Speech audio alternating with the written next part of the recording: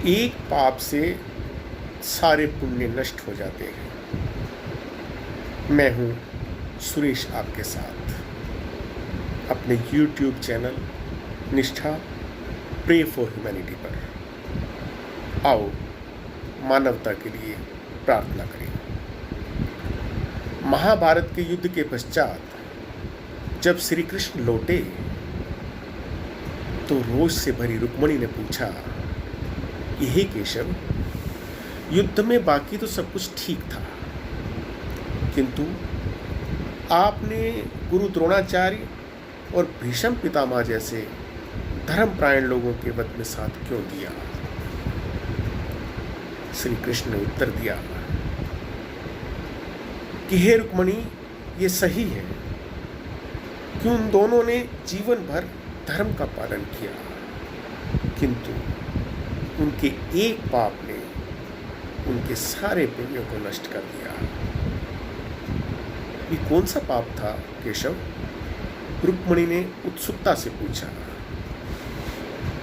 श्री कृष्ण ने कहा कि जब भरी सभा में द्रौपदी का चीरहरण हो रहा था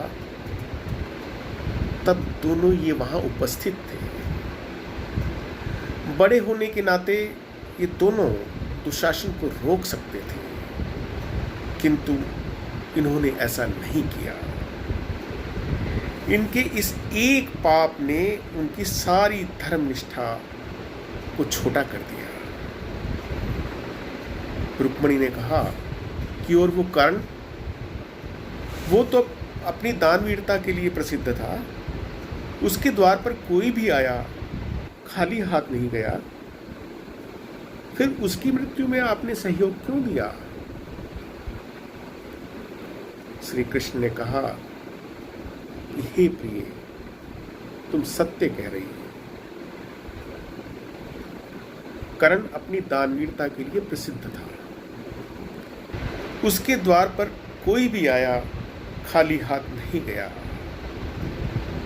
किंतु अभिमन्यु जब युद्ध वीरों को धूल चटाने के बाद युद्ध क्षेत्र में घायल हुआ तो वो भूमि पर पड़ा था। उसने कर्ण से पानी मांगा। कर्ण जहां खड़ा था वहां एक गड्ढा था और उस गड्ढे में पानी भी था, किंतु कर्ण ने मरते हुए अभिमन्यु को पानी नहीं दिया। उसके इस एक पाप से उसके सारे पुण्य नष्ट हो गए और उसका रथ उसी गड्ढे में फंस गया और वह मारा गया। हे रुक्मिणी, अक्सर ऐसा ही होता है, जब मनुष्य के आसपास कुछ गलत हो रहा होता है तो वह कुछ नहीं करता। वह सोचता है कि इस पाप का वह भागी नहीं है। यदि वह मदद करने की स्थिति में नहीं होता तो सत्य तो बोल सकता है ना, परंतु वो ऐसा नहीं करता। उस पाप के लिए वो भी उतना हिस्सेदार हो जाता है जितना पाप करने वाला होता है। अच्छे कर्मों का फल अच्छा होता है और बुरे कर्मों का फल बुरा होता है। यही सदा होता आया है। अच्छा कर्म सदैव मुक्ति प्रदान करता है।